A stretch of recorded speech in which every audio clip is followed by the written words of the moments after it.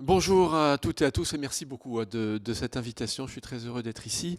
L'intitulé de mon intervention, donc, comme vous le voyez là, pourquoi nos passions consuméristes bloquent notre passage à l'acte. Alors, passion consumériste, ça fait peut-être un petit peu psychologie de comptoir, mais en fait pas du tout. Quand on parle de passion consumériste, on parle de choses qui sont vraiment à l'œuvre aujourd'hui. Je me souviens qu'au début du mois de juin, au moment du déconfinement, du premier déconfinement en France, il y a une publicité qui est passée sur toutes les antennes, certains s'en souviennent peut-être. C'était pour une marque automobile, je peux la citer, c'était pour BMW. Et la publicité disait pendant 2 mois, vos instincts ont été maintenus en sommeil. Il est temps de les réveiller. Voilà. Donc il y a cette idée qu'il y a un instinct humain. Et les publicitaires sont assez avisés, ils ne prennent pas leurs décisions au hasard quand il s'agit de trouver les bons mots. Et il y a des sommes en jeu et ils ont tapé dans l'idée d'instinct. Il y aurait un instinct humain de la consommation et de la consommation de choses luxueuses, prestigieuses, qui donnent du plaisir facile, de la vitesse. Et évidemment, c'est très intelligent de la part d'un constructeur automobile d'aller titiller cette fibre-là et de dire finalement à vous, à nous, consommateurs, pendant 2 mois, on a bridé votre moi profond, votre désir profond, on vous a écrasé. Là, il faut se réveiller. Il faut que la vie reprenne de plus belle et que la consommation reprenne de plus belle. Oui, sauf que l'être humain, effectivement, il y a l'instinct, et on va en reparler. Mais au-dessus de l'instinct, de temps en temps, il y a une petite lumière qui s'allume, qui s'appelle la conscience. C'est-à-dire que de temps en temps, quand on est en volant de sa BMW ou de sa Ferrari ou de sa Porsche, comme on parlait Aurélien Barraud, il y a une petite lumière de la conscience qui nous dit « Ah oui, mais je suis parfaitement au courant que d'ici 30 ans, je vivrai sur une planète dévastée. » Alors, qu'est-ce qui se passe là dans notre tête? Qui va gagner entre l'instinct et la conscience? Alors, le plus désolant, quelque part, le plus drôle, le plus pathétique, c'est que la plupart du temps, ces deux-là, instinct et conscience, réflexion, cohabitent l'un à côté de l'autre sans jamais se parler, ce qui donne des situations totalement ubuesques. Alors, je prends un exemple très simple. Au moment où je commençais à écrire mon livre, Le bug humain, qui trahit le dysfonctionnement de notre cerveau, qui va être un peu le sujet de cette conférence, un matin, à 8 h du matin, j'allume la radio et j'entends un journaliste qui dit « Très très mauvaise nouvelle, 15 000 scientifiques viennent de tirer la sonnette d'alarme. On est en train de perdre la bataille contre le climat, on ne va pas tenir les 2 degrés des accords de Paris, il va y avoir une montée des océans, une montée des températures, des pénuries, des sécheresses, des migrations de centaines de millions de migrants climatiques, des conflits armés. Donc très mauvaise nouvelle, me dit le journaliste. » Très bien, bon, le lendemain matin, à la même heure, même journaliste qu'ici, très bonne nouvelle. Alors qu'est-ce que c'est la très bonne nouvelle? On a vendu pour 50 milliards d'Airbus à l'Arabie Saoudite. Et là, d'un seul coup, il est absolument flagrant que le cerveau humain, et même le cerveau de personnes a priori éduquées, comme des gens qui font l'information, qui la diffusent, qui ont été formés pour ça, est totalement incohérent. Parce que dire que c'est une très bonne nouvelle de vendre pour 50 milliards d'Airbus sans se rendre compte que c'est une grande partie de l'origine de la très mauvaise nouvelle qu'on a annoncée à propos du climat, c'est vraiment montrer que on nage en pleine incohérence. Et cette incohérence-là, elle est au cœur de nous tous les jours. On vit avec un cerveau qui est à la fois très performant et totalement inconséquent. Ça, c'est un véritable drame, parce qu'en même temps qu'il y a les marches pour le climat, la prise de conscience collective, l'action des militants, des jeunes, ce mouvement qui est en train de se développer, il y a toujours les choses qui continuent de grimper, c'est-à-dire les projections sur l'aviation internationale, la production annuelle d'automobiles, la consommation annuelle d'énergie fossile, la production de téléphones portables, la consommation mondiale de viande, et évidemment, comme résultat de tout ça, les émissions de gaz à effet de serre. Tout augmente, alors qu'en même temps, on se lamente de ce qui est en train d'arriver. Donc moi, je suis tout à fait d'accord avec tout ce que vient de dire Aurélien Barraud. J'ajouterais que nous sommes intérieurement totalement inconsistants, incohérents, et que nous pouvons essayer de toutes nos forces de régler la situation. Tant qu'on ne comprendra pas l'origine de cette incohérence, on n'a aucune chance d'y arriver. Alors moi, quand on me pose la question, le cerveau est incohérent, le cerveau humain, celui qui a réussi à envoyer des hommes dans la Lune et en même temps celui qui est en train de s'aborder son propre avenir, de scier la branche sur laquelle il est assis, c'est une question de neurobiologie fascinante. Où est l'incohérence dans nos têtes? Alors grâce aux neurosciences, on peut aujourd'hui ouvrir la boîte noire du cerveau et se rendre compte qu'il y a un énorme défaut de fabrication. Et oui. Quel est ce défaut? Alors, si on regarde comment est constitué un cerveau, schématiquement, il y a deux grandes parties. Alors, il y a une partie externe qui s'appelle le cortex, qui est tout plissé, qui est très développé dans l'espèce humaine et qui s'est développé assez récemment dans l'histoire de notre évolution.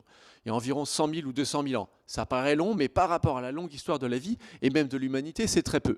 Au centre du cerveau, il y a cette partie-là qui s'appelle le striatum et qui est beaucoup plus ancien, qui est déjà présent chez nos ancêtres Homo erectus il y a 1 million d'années, même chez les macaques, même chez des petits rongeurs il y a des dizaines de millions d'années. Le striatum, il était déjà là. Il est très ancien, il est là depuis le début.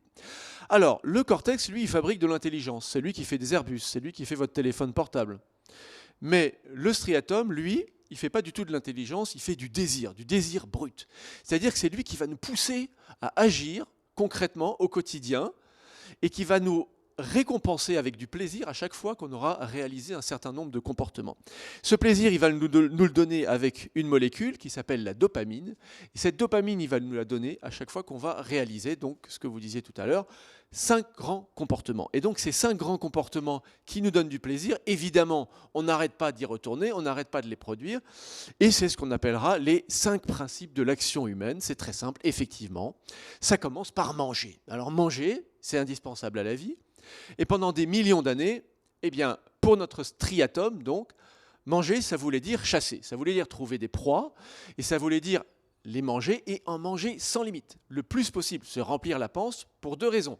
Première raison, c'est qu'il n'y a pas de moyen de conserver la viande. Deuxième raison, vous n'étiez pas du tout sûr de trouver une autre proie avant des semaines ou avant des mois. Donc survivre, ça voulait dire être en mesure de manger sans limite. Donc à chaque fois que vous vous remplissiez la panse, votre striatum vous récompensait avec un bon shoot de dopamine. Mais pour survivre, il faut ensuite transmettre ses gènes. Et donc il faut faire des copies de son ADN. Pour ça, il y a une super invention, c'est le sexe. Donc, dans la loi de la sélection naturelle, le but, c'est de faire plus de copies de votre ADN que votre rival, que votre voisin. C'est ça qui va vous permettre de réussir à l'échelle de l'évolution. Et donc, à chaque fois que vous allez avoir plus de relations sexuelles que vos rivaux, ben, votre striatum va vous récompenser avec un bon shoot de dopamine. Mais il y a une troisième chose très importante pour survivre, c'est si vous arrivez à manger et avoir des relations sexuelles en étant le chef, en ayant du statut social. Pourquoi ? Mais parce que dans tout groupe d'hominidés, quand on est le chef, on a accès plus facilement à de la nourriture et à des partenaires sexuels. Donc c'est encore un avantage pour la survie. Résultat, dans un groupe d'hominidés ou de primates ou d'Homo erectus, pendant des millions d'années, à chaque fois que vous arriviez à grimper la hiérarchie sociale, à acquérir un peu plus de statut social, vous étiez récompensé par votre striatum, par un bon shoot de dopamine. Quatrième chose très très importante, c'est arriver à faire tout ça en minimisant ses efforts. Pourquoi ? Parce que depuis les débuts de la vie, il y a des milliards d'années dans les océans, dans les premières bactéries, opérait un principe appelé l'homéostasie. L'homéostasie qui dit que pour survivre en milieu hostile, il faut minimiser ses dépenses d'énergie et maximiser ses rentrées d'énergie. L'homéostasie, dans le cerveau humain, se traduit par une logique de minimiser donc ses efforts. Et on a même localisé dans le cerveau un petit groupe de neurones qui se trouve ici au cœur du striatum et qui nous donne de la dopamine à chaque fois, par exemple, que je prends la télécommande pour changer de programme, plutôt que de me lever pour aller appuyer sur le bouton. C'est aussi simple que ça, et c'est en œuvre en permanence, minimiser ses efforts. Et puis il y a le 5e grand besoin humain, qui est le besoin d'information. Nous sommes avides d'information. Là encore, ça se comprend si vous êtes un homme du paléolithique et que vous vous baladez dans la savane, vous avez besoin de manger, et vous voyez une trace d'animal dans le sable ou dans la boue séchée. Super important, d'une part, de détecter cette information, car la nature est assez pauvre en information. Il suffit de vous promener, vous allez voir, c'est pas facile d'en détecter. Et puis ensuite, il faut savoir la distinguer d'une autre trace. Où est le lion géant qui va me manger et où est l'antilope que je vais pouvoir manger. Donc il ne faut pas se tromper. Donc notre striatum a été programmé comme ça sur des milliers de générations pour être avide d'informations et pour savoir bien les discerner. À chaque fois que nous étions capables de déceler de l'information, notre striatum nous récompensait avec un shoot de dopamine. Donc tout ce système des 5 grandes motivations est fabuleusement efficace. Ça a marché pendant des millions d'années. Ça nous a amenés là où nous sommes parce que c'est un outil de survie. Alors qu'est-ce qui s'est passé ? Pourquoi est-ce qu'aujourd'hui on a un problème ? Et il s'est passé quelque chose de décisif dans l'espèce humaine moderne, dans Homo sapiens sapiens, il y a environ 100 ou 200 000 ans, c'est que le fameux cortex cérébral, la partie évoluée de notre cerveau, qui nous dote d'une intelligence et d'un pouvoir d'abstraction, a commencé à se développer. Ça a été un changement déterminant dans l'histoire de la vie, et c'est le changement à partir duquel, finalement, tout allait commencer à se dégrader. Pourquoi ? Parce que le cortex cérébral a permis à nos ancêtres de décupler encore ses chances de survie de plusieurs façons. D'abord en inventant des outils. Hein. L'invention de l'arme de jet pour chasser, ça a permis de manger un peu plus. Et puis ensuite, l'invention de la roue, de la charrue, pour finalement assujettir le sol, lui faire produire des céréales, maîtriser la ressource alimentaire. Et puis toujours plus, l'invention du moteur à explosion, des tracteurs, les moissonneuses-batteuses, les engrais, les organismes génétiquement modifiés, l'élevage industriel, l'agriculture intensive ont fait monter les rendements grâce au cortex cérébral doué d'intelligence. Ce cortex cérébral, avec toute cette industrie, ne fait que nourrir le désir ancestral du striatum de manger sans limite. Le résultat, c'est la société de pléthore dans laquelle on se trouve, avec, pour la première fois en 2019, nous annonçait l'OMS, cette situation paradoxale où on meurt plus de l'obésité et du surpoids dans le monde, et de ses conséquences, que de la faim dans le monde. C'est-à-dire que la problématique de la rareté est devenue une problématique de la pléthore. Partout, les courbes d'obésité sont en pleine augmentation sur tous les continents, et aujourd'hui, les conséquences de l'agriculture intensive en termes d'émissions de gaz à effet de serre, c'est à peu près un quart des émissions de gaz à effet de serre. Donc ce besoin initial sans limite de notre petit striatum de primates, associé au pouvoir de l'intelligence instrumentale du cortex, donne la société de pléthore alimentaire. Le deuxième grand besoin dont je parlais, le besoin de sexe. Bon, tant que vous étiez un petit primate dans la savane en train de chercher des partenaires sexuels, ça ne pouvait pas nuire beaucoup à l'environnement. Mais qu'est-ce qui s'est passé après? Rappelez-vous l'histoire, le cortex cérébral d'Homo sapiens se développe et il invente plein de choses fantastiques. Il invente Internet, par exemple. Internet, qu'est-ce que ça permet de faire? Des sites de rencontres, des sites pornographiques. Et puis vous commencez à pouvoir visionner du sexe en boucle. Et le petit striatum qui, lui, a été au régime sec pendant des millions d'années, pas facile de rencontrer des partenaires sexuels dans la savane, vous êtes dans un petit groupe de 50 personnes. Mais là, vous êtes dans un univers virtuel où vous pouvez visionner en boucle des millions de fois. Le résultat, c'est que l'humanité aujourd'hui consomme 136 milliards de vidéos porno à l'année. Voilà. Ça n'a l'air de rien comme ça, mais c'est à peu près 30% du trafic numérique sur le web qui lui-même a dépassé en émissions de gaz à effet de serre le secteur aérien. Donc ce petit besoin qui est au départ tourné vers la transmission de la vie devient un moyen de destruction de la vie. Toujours ce mouvement de bascule. Troisième grand besoin humain, je vous parlais du besoin de statut social. Alors ça vient de très très loin, chez beaucoup d'espèces de mammifères sociaux. La domination, ça existe aussi chez nos proches cousins primates, on se tape la poitrine, et puis même chez nos plus récents cousins primates, là aussi, la domination, ça joue à plein. Qu'est-ce qui se passe aujourd'hui? Quand vous étiez de nouveau un petit groupe d'Homo erectus, vous vous tapiez la poitrine, vous gagniez un combat, et puis vous récupériez les femelles pour vous reproduire. Aujourd'hui, qu'est-ce qui se passe? Ce qu'on voit, c'est que la taille du striatum d'un individu, ici, est proportionnelle à son statut social dans l'entreprise. C'est-à-dire que plus vous grimpez dans une entreprise ou en politique, plus votre striatum grossit. Alors ça, c'est quand vous avez la chance d'être quelqu'un qui a du pouvoir entre les mains, mais pour tous les gens qui peuplent finalement nos cités, des milliards de personnes sur tous les continents, qui sont aussi en besoin de statut social, on a inventé quelque chose de fantastique, qui est Internet et les réseaux sociaux. Les réseaux sociaux, notamment statutaires, Facebook, Instagram, proposent de gagner du statut social virtuel. Et ce qui se passe dans le cerveau d'un internaute quand il gagne des likes, par exemple, quand il gagne du prestige sur la toile, eh bien, on voit exactement s'activer son striatum. Par contre, quand il perd des likes, tout de suite, le striatum arrête de s'activer, il n'a plus de dopamine, donc c'est insupportable. Donc il faut y retourner. Alors on retourne sur les réseaux sociaux, on fait fonctionner la machine d'Internet et les serveurs extrêmement énergivores, et on augmente la consommation globale d'électricité pour rien en fait. Et évidemment, tout ça est encore largement à base d'énergie fossile, donc on dégage des gaz à effet de serre. Un autre moyen d'avoir du statut social que par les réseaux sociaux, c'est par l'automobile. L'automobile, grand vecteur de statut social devant l'éternel depuis presque un siècle. Aujourd'hui, par exemple, si vous montrez à un homme, beaucoup plus un homme qu'une femme, une voiture de sport, vous voyez s'activer son striatum directement. Donc la perspective de posséder un tel engin, évidemment, va titiller son besoin de statut social, parce qu'il va se montrer sous son meilleur jour, signe extérieur de richesse, et évidemment, toutes les publicités jouent à fond, beaucoup de publicités pour l'automobile, sur le statut que ça vous procure. Et là, évidemment, ça coûte extrêmement cher en termes de matériaux de construction et évidemment de consommation d'hydrocarbures.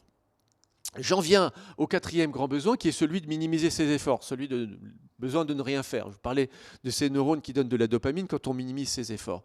Alors quand vous arriviez à vous reposer au bord de la plage après avoir mangé un cuisseau de sanglier et que vous étiez quelques dizaines de milliers à la surface de la Terre, comme nos ancêtres, ça ne posait pas de problème à grand monde. Mais rappelez-vous que le cortex cérébral a ensuite inventé beaucoup d'appareils qui permettent de minimiser ses efforts.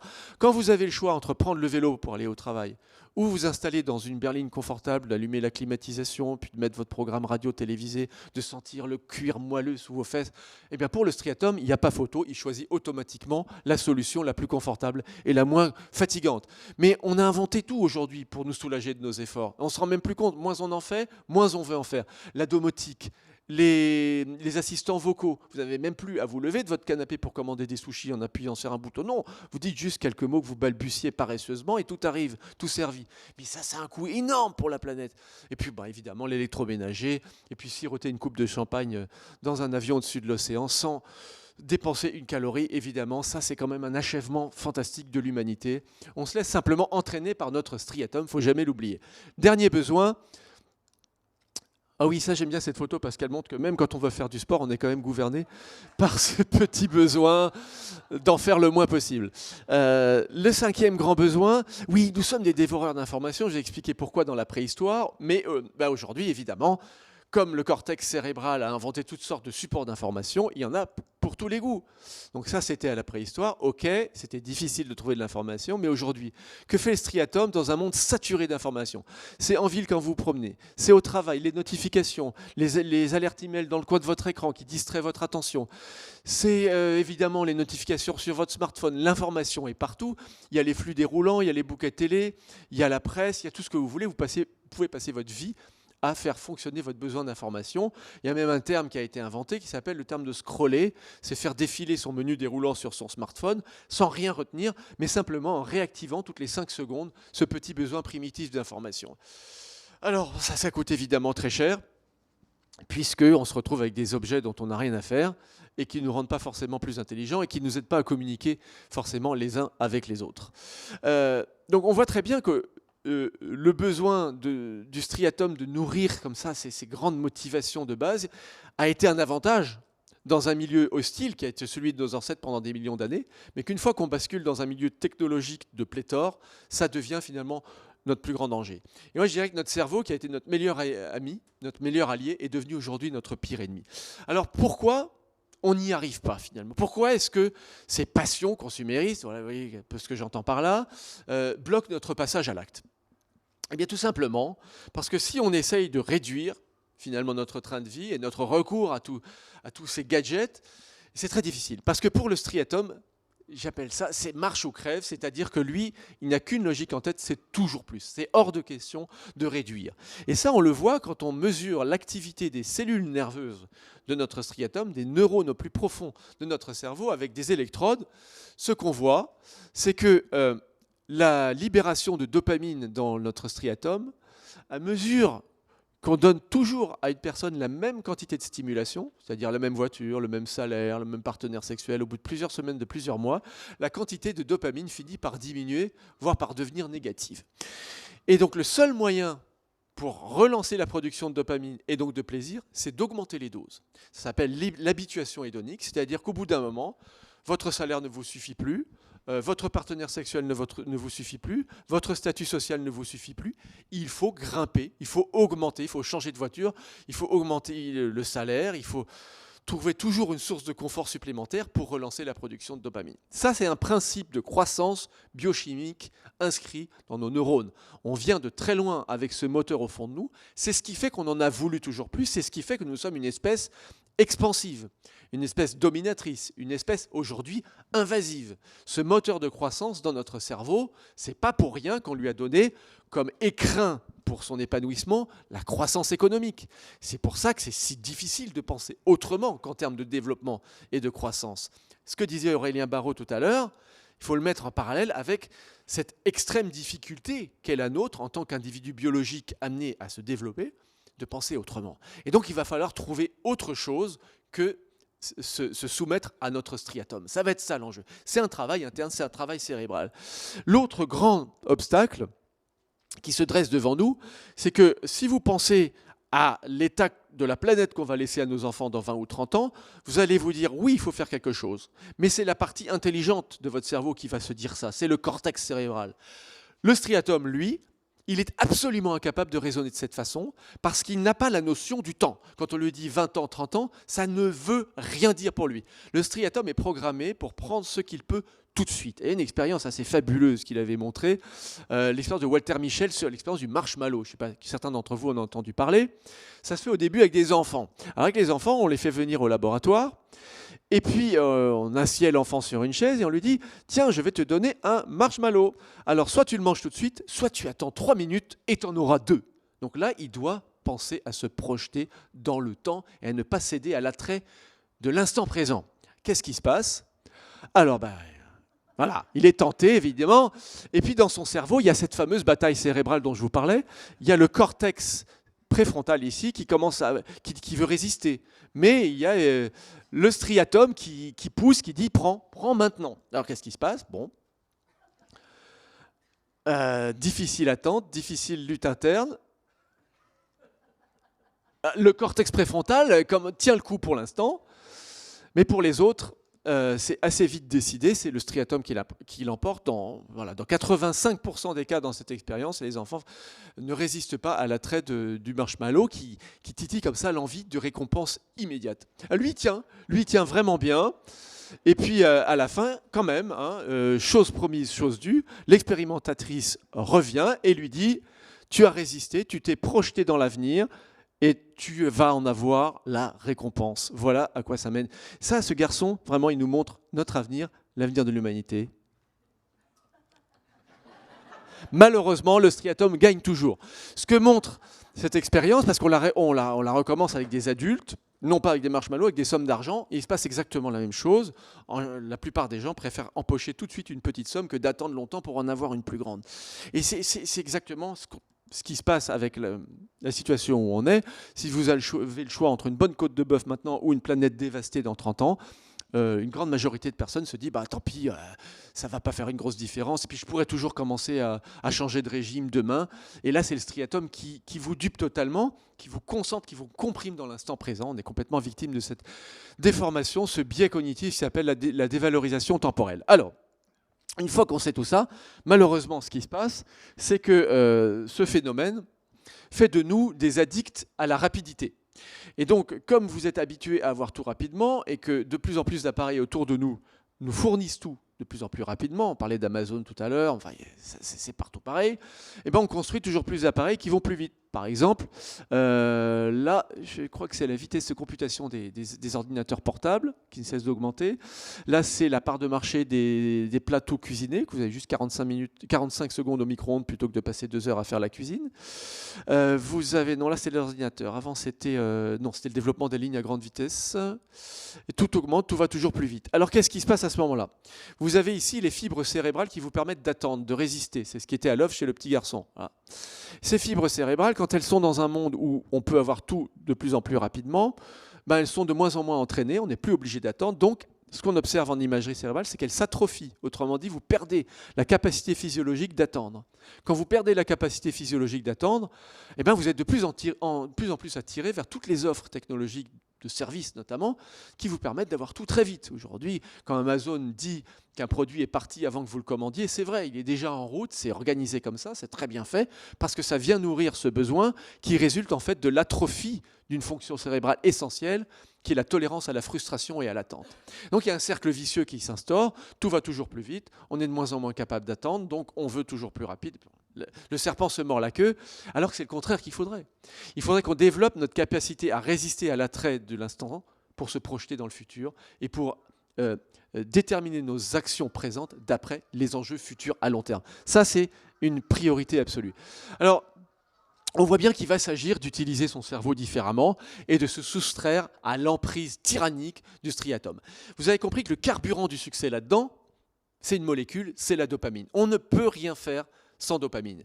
Et donc, l'enjeu, ça va être d'obtenir cette dopamine vitale par des moyens qui ne sabordent pas notre avenir et ceux de nos enfants. Alors, il y a un premier moyen de le faire, qui est de faire intervenir la conscience. Et ça, c'est quelque chose que notre société a complètement laissé de côté.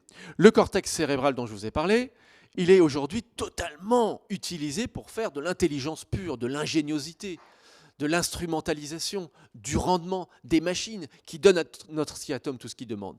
Mais il a une autre capacité physiologique, il est fait pour ça depuis très longtemps, on l'a complètement oublié, c'est pour faire de la conscience. La conscience, c'est pas pareil que l'intelligence. Vous pouvez être très intelligent et n'avoir pas du tout conscience des conséquences de ce que vous faites.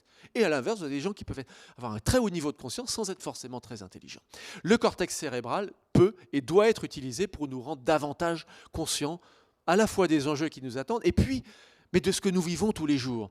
Par exemple, l'addiction à la nourriture, ce besoin de manger toujours plus, qui nous vient de cette croissance biochimique dont je vous parlais et qui touche de plus en plus de personnes dans le monde, elle peut être évitée si on développe la conscience du fait de manger.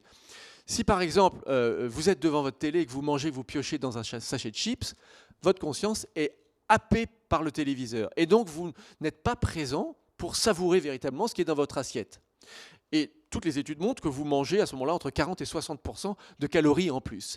Alors que si vous éteignez l'écran et que vous focalisez votre conscience sur la nourriture qui est dans votre assiette, à ce moment-là, vous aurez autant de plaisir et donc autant de dopamine avec beaucoup moins de quantité. Et ça, c'est un enjeu majeur. Il faut aller du quantitatif vers le qualitatif, de la consommation vers la conscience, vers la capacité à savourer ce qu'on a, même si on n'a pas beaucoup. Et il y a des programmes aujourd'hui thérapeutiques pour les personnes qui sont... J'ai plus que 4 minutes, il faut aller toujours vite. Pour les personnes qui sont en addiction vis-à-vis de l'alimentation, on leur fait des programmes comme ça, on leur apprend dans le temps long à retrouver la saveur et la conscience de petites quantités de nourriture. Elles ressortent de là en reprenant le contrôle de leur alimentation et en retrouvant en fait le plaisir de manger. C'est très important, ça montre qu'on peut aller vers une société où on aura plus de bonheur sans forcément avoir plus de production et de consommation. Une deuxième voie, pour avoir de la dopamine sans détruire notre monde, c'est par la société de la connaissance. Il y a des expériences d'imagerie cérébrale à l'Université de Californie, il y a 5 ans, qui ont montré que lorsqu'on éveille l'esprit des enfants, par exemple, avec des questions de culture générale, en les amenant au musée, en leur posant des quiz, en titillant leur curiosité, ils commencent à libérer de la dopamine dans leur striatum, exactement comme ils le feraient en fait devant une PlayStation. Mais simplement, ça prend un peu plus de temps. Il faut au moins 20 minutes pour que la dopamine s'écoule grâce à la curiosité pour la pure connaissance. Et le problème, c'est que les PlayStation et les vidéos YouTube, ça se fait en 5 à 10 secondes.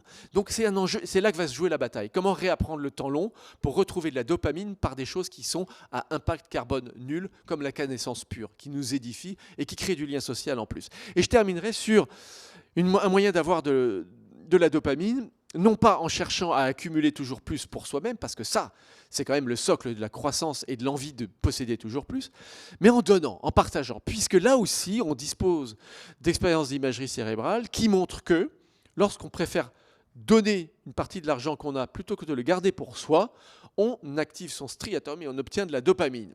Alors dans ces expériences, c'était les femmes qui arrivaient à obtenir de la dopamine en partageant et pas les hommes. Alors ça posait une grande question. Est-ce que c'est biologique? Est-ce que c'est hormonal? La réponse est vite tombée. Pas du tout, c'est de l'ordre de l'éducation. Parce que dans toutes les sociétés du monde aujourd'hui encore, on s'aperçoit qu'on valorise les petites filles quand elles font preuve d'empathie, de sollicitude, alors qu'un petit garçon qui rentre de l'école, on va le valoriser s'il ne s'est pas laissé marcher sur les pieds, s'il s'est battu pour son goûter, s'il a été compétitif pour l'avenir qui l'attend. Et donc c'est un modèle de normes sociales et d'éducation qui peut conduire à avoir de la dopamine, soit par le partage, soit par l'égoïsme et la compétition. Aujourd'hui, on oriente les petites filles vers le partage en les valorisant quand elles le font, donc on leur donne du statut social, et le statut social, souvenez-vous, c'est ça qui donne de la dopamine, mais les garçons, en général, on continue à leur donner du statut social et donc de la dopamine quand ils sont compétitifs. Et là, il y a un choix. Aurélien Barraud parlait de repenser les cadres de la société, à mon avis, ça en fait partie, redéfinir les cadres de désirabilité et les valeurs morales et les valeurs finalement de valorisation des personnes, de prestige. Qu'est-ce qui fait qu'on va être une personne désirable, reconnue, cool même, entre guillemets, pour les jeunes? Si on arrive à créer cette norme de partage, source de dopamine, à ce moment-là, c'est tout à fait possible. On a la main là-dessus, on peut le faire. Et puis, je terminerai quand même en parlant de la nécessité de retrouver l'accord avec soi-même. Parce que si on reprend la question du départ, pourquoi nos passions consuméristes nous bloquent dans le passage à l'acte? Et je reviens à cette contradiction. Combien sommes-nous finalement à vouloir posséder, dépenser, consommer, jouir, et en même temps à souffrir du fait que nous sommes conscients des conséquences? Il y a un conflit cognitif qui s'instaure à ce niveau-là entre ces deux informations contradictoires. Et aujourd'hui, notre chance, c'est de savoir où se matérialise ce conflit cognitif dans le cerveau. C'est une autre partie du cerveau qui est un peu au-dessus du striatum, qui s'appelle le cortex singulaire antérieur, qui est ici. Et ce cortex singulaire antérieur s'allume à chaque fois que nos actes ne sont pas en accord avec notre conscience et nos connaissances. Ça donne lieu à une dissonance cognitive, ça provoque la libération d'hormones du stress, de l'angoisse, ça crée un mal-être, ça crée un désaccord entre ce qu'on pense et ce qu'on fait. Et ça, on se trouve beaucoup mieux une fois qu'on désamorce ce désaccord et quand on crée de l'harmonie entre ce qu'on sait et ce qu'on fait. Donc là, il y a la notion d'alignement interne qui aujourd'hui a un substrat neurobiologique extrêmement important pour repenser finalement qu'est-ce qu'on veut faire, qu'est-ce qu'on trouve bien. Et là encore, je me trouve en face avec le conférencier qui a précédé. Et toutes les expériences montrent qu'aujourd'hui, quand on arrive à éteindre ce signal d'alarme qui nous montre nos désaccords internes, à ce moment-là, on se porte beaucoup mieux soi-même ainsi que notre entourage. Donc c'est vraiment effectivement au niveau cérébral, au niveau de la société et au niveau de la planète tout entière que se trouve notre cerveau, carrefour de tous ces enjeux. J'ai pris beaucoup de temps, je suis désolé. Merci de votre attention, puis on pourra peut-être en reparler.